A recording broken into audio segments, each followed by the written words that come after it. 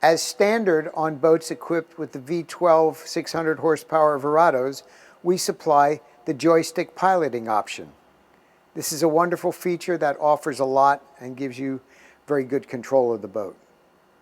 The joystick for the JPO system on the Mercuries is located on the port side of the steering wheel, just outboard of the bow thruster control. To control the boat, simply press the joystick forward, and that will allow you to go forward, sideways. It pivots the boat. There's a skyhook feature, which includes an autopilot and adjusting while you're underway with the autopilot.